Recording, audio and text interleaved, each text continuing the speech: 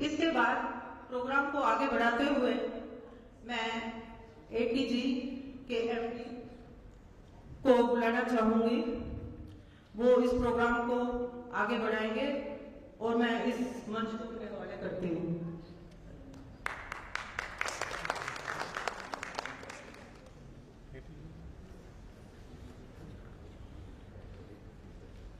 नमस्कार।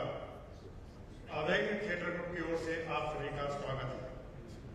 Power grid retired employees association के सांस्कृतिक कार्यक्रम में आज अवेक थिएटर ग्रुप आपके समक्ष 2 लघु नाटकों खामोश औरतें एवं तू तू मैं का मंचन करने जा रहा है। ये नाटक प्रसिद्ध कहानीकार एवं पटकथा लेखक सादत हसन मंटो की विभिन्न कहानियों को एकीकृत करके तैयार किए गए। जैसा कि आप जानते हैं कि अवेक थिएटर ग्रुप एक रजिस्टर्ड संस्था awake theatre art and culture society द्वारा संचालित ग्रुप है, जिसका उद्देश्य नाटक, कला, नृत्य एवं संस्कृति को बढ़ावा देना है। यह एक पूर्णतः गैर व्यावसायिक नॉन कमर्शियल संस्था है जो कामकाजी समूह के लोगों को साथ लेकर अपनी गतिविधियों को आगे बढ़ाती है। प्रस्तुत किए जाने वाले लघु नाटकों में भाग लेने वाले कलाकार हैं संदीप जोशी, अदिति पालीवाल, ईरम एवं सुहासिनी। तो लीजिए प्रस्तुत है लघु नाटक खामोश औरतें एवं तू तू मैं।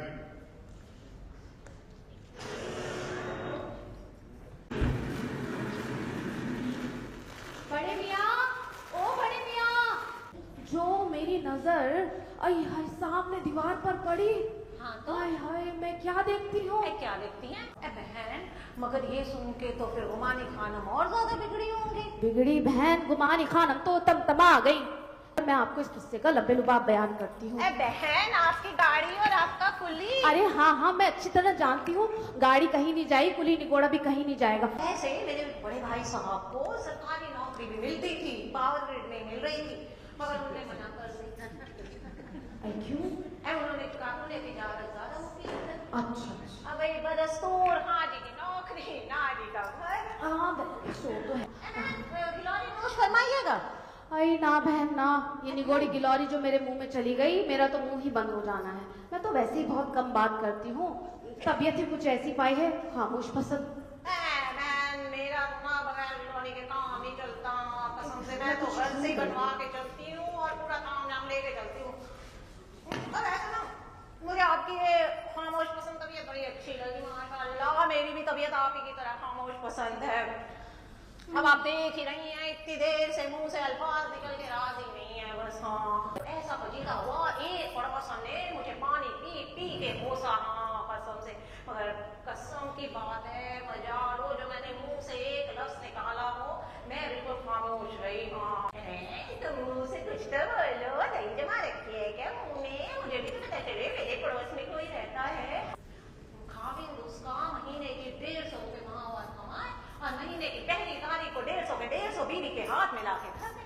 मगर बीवी ऐसी जिसे किसी बात का सलीका ही नहीं, ना पहनने का, ना ओढ़ने का, ना खाने का, ना पीने का। उसको तो छोड़ो, आते ही लगी वो उससे माफिया मांगने। अच्छा हाँ, मगर मैं बिल्कुल खामोश रही, एक लफ्ज नहीं बोला। बहन जैसे ही हम साई चलने को तैयार हुई है, मेरी सांस ने अल्लाह बख्शे पीछे से तो बहन अपनी तो ना आदत है, बातें जो है ना कमी करनी चाहिए। आज क्या हुआ, पेरी ने जैसे ही मुझे धक्का दिया, मैं बेध्यान तो थी, जाके धड़ाम से समंदर में गिर गई।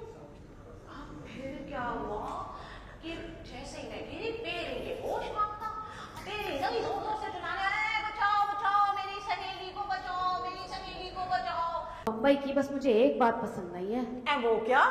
वहाँ पे वो सूखी मछलियाँ खाई जाती हैं। उस खुदारा कितनी बदबू आती है उनमें से, मुझे तो ख्याल से एक आती है।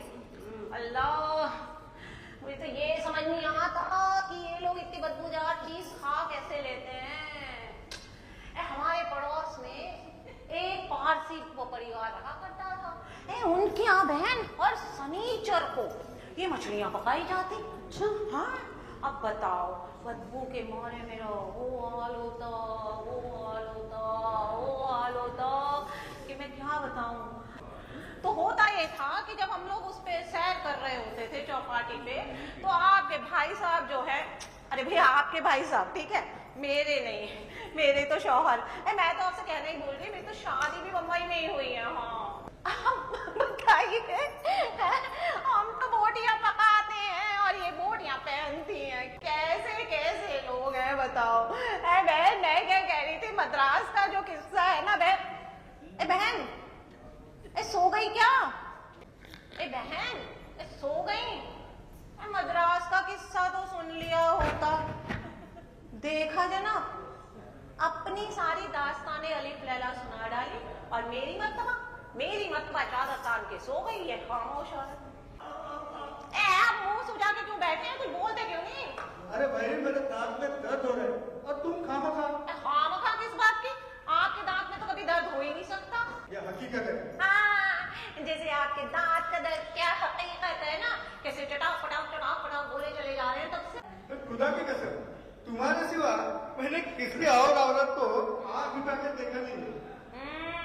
आँख उठा के ना देखा हो मियां, आँख झुका के जरूर देखा होगा।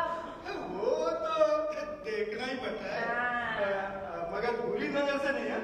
एक बार देख लिया अब चल पड़े। ये दफ्तर की फाइलें ना सबसे पहले घर में मत लेके आया कीजिए, वहाँ 10-10 घंटे 12-12 घंटे आप बैठते हो दफ्तर में, पता नहीं ओवर टाइम तो मिलता नहीं है, किस लिए बैठते हो मुझे ये समझ में नहीं आता और फाइलें उठा के यहाँ लेके आते हो। मुझे एक बात बताइए, क्या आपके दफ्तर में वक्त की कमी होती है 12 घंटे के बाद भी? 10-12 घंटे लगाते हो, उसके बाद क्या आपकी काबिलियत में तो कोई कमी नहीं है? झूमे लहराए नैना मिल जाए नैन से, रास्ता कट जाए चैन से। देखने में भोली हो बड़ी चंचल, कुछ पता भी तो चले। आपको सब पता चल जाएगा जब एक बार मैं ये घर छोड़ के अपने मायके चली जाऊंगी तो। मुझे ये समझ में नहीं आता कि तुम्हें एकाएक हो क्या जाए। तुम्हारे दिमाग में यकीनन फुतूर है। फुतूर होगा आपके दिमाग में, मेरा दिमाग बिल्कुल दुरुस्त है मियां।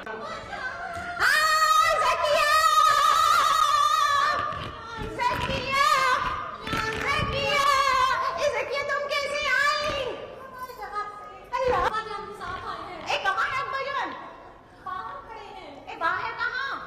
कह रहे हैं बेटी के घर नहीं रहूंगा। अभी ये क्या बात हुई? पता है, तो सवेरे भी आए थे। हाँ, होटल में कमरा देखने के लिए बाहर जाना पड़ा। होटल में कमरा क्या? नहीं, क्या आकार पड़ा है शहर में। चलो अब्बू जान को निभाल है ना? हाँ, सही कह रही हो ज़किया। तो चलते हैं, फिर मिलेंगे किसी नए तुतु मैमे के साथ।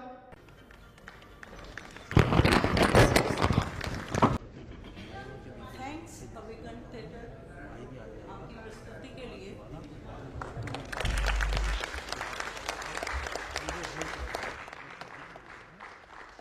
अभी इनके कलाकारों को एक स्मृति चिन्ह दिया जाएगा, उसके लिए मैं रिक्वेस्ट करती हूँ हमारे श्री आर.टी. अग्रवाल जी, जो हमारे डायरेक्टर फाइनेंस रहे हैं, उन्हें और प्रिया प्रेसिडेंट को वो मंच पे आए और इनके साथ जोशी जी भी आ जाएं।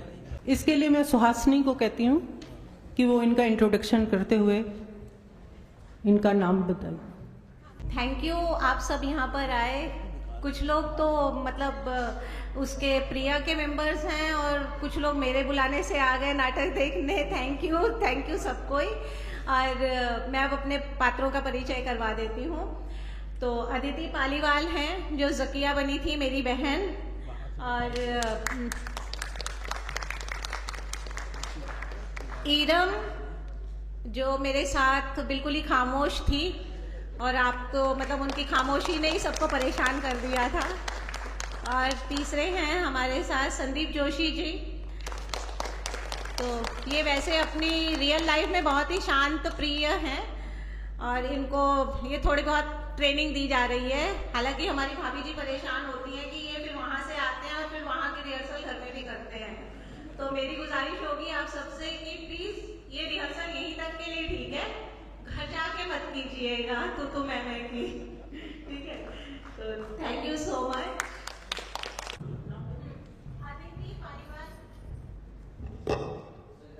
Aditi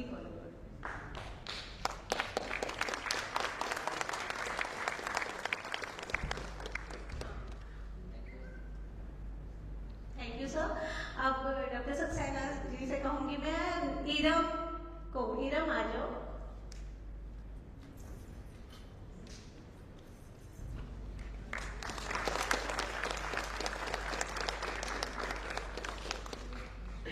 thank you Saxena sir. अब मैं जोशी जी से कहूंगी कि जोशी जी को दे। एक जोशी दूसरे जोशी